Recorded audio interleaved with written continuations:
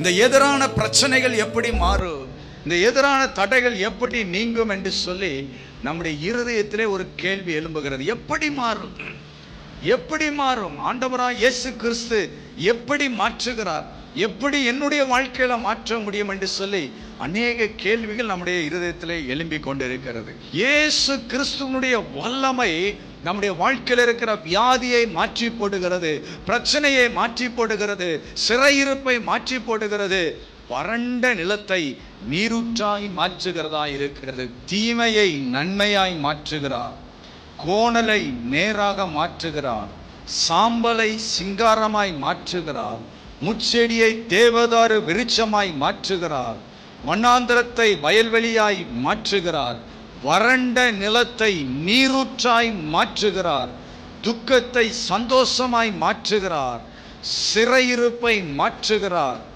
கடன் என்ற சிறையிருப்பை மாற்றுகிறார், ஆரோக்கியமாய் மாற்றுகிறார்.